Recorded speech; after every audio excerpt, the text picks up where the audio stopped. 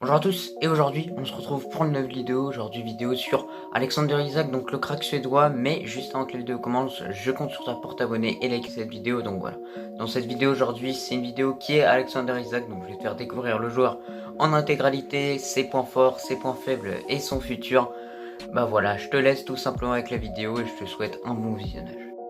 Pour découvrir en détail Alexander Isak, je vais évoquer ses points forts, ses points faibles et en troisième partie, j'évoquerai son futur dans sa carrière. Mais avant tout ça, je préfère vous rappeler qui est Alexander Isak. Alexander Isak est un buteur de profession à la Real Sociedad et en sélection suédoise. C'est pour cela que certains Suédois en tout cas le surnomment la relève de Zlatan Ibrahimovic.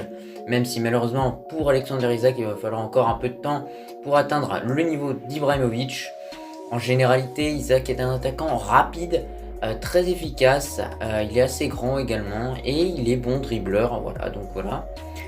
Concernant ses statistiques, toutes compétitions confondues, en une cinquantaine de matchs, il a marqué à 21 reprises et a offert 4 passes décisives. Ce sont des statistiques plutôt convenantes pour un attaquant, surtout un bon attaquant de Liga jouant à la Real Sociedad, c'est des statistiques plutôt très correctes, même très très bien.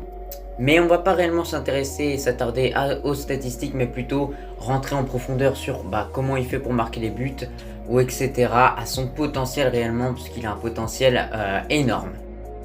Alors, pour les points forts d'Alexander Isak, on remarque qu'il en possède beaucoup.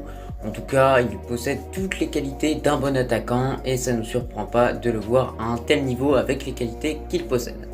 Sa plus grande qualité reste la vitesse avec ou sans ballon, voilà, il est aussi rapide qu'avec ou sans, voilà, tout simplement il est capable d'aller très très vite avec le ballon et très très vite sans le ballon. En effet, comme vous pouvez le constater, malgré son mètre 92, ça fait quand même beaucoup, 1m92, il reste un joueur très explosif au démarrage et en accélération. En effet, cette saison, il a déjà été flashé à plus de 34 km/h à plusieurs reprises en Liga.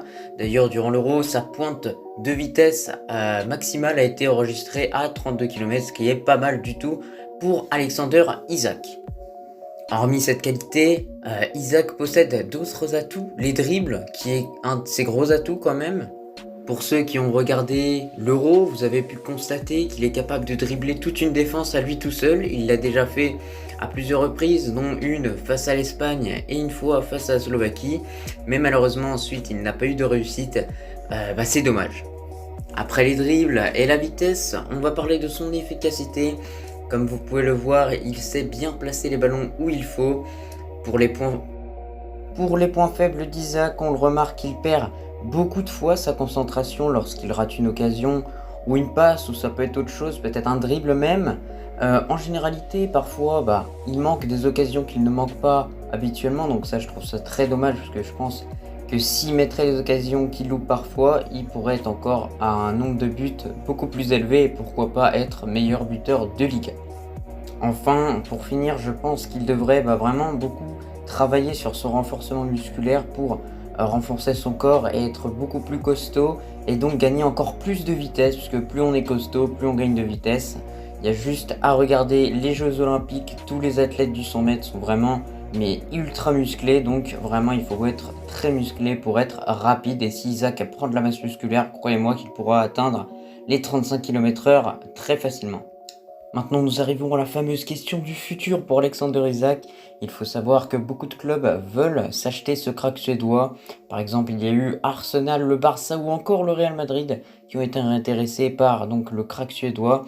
Mais la Real Sociedad en a décidé autrement. En effet, ils l'ont prolongé jusqu'en juin 2026. Donc ça fait beaucoup d'années, beaucoup de saisons encore pour Isak en Liga et à Vitoria-Gasteiz. Donc cela veut dire que Isaac va rester encore longtemps à Vitoria-Gasteiz pendant les prochaines saisons. Le point positif de cette prolongation à retenir est que Isaac va pouvoir encore continuer tranquillement d'émerger en Liga pour ensuite quitter la Real Sociedad et pourquoi pas aussi rester à la Real Sociedad à vie et l'emmener au haut niveau.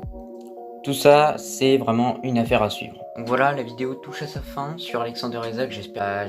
Merci tout simplement d'avoir regardé cette vidéo et moi je te dis à la prochaine.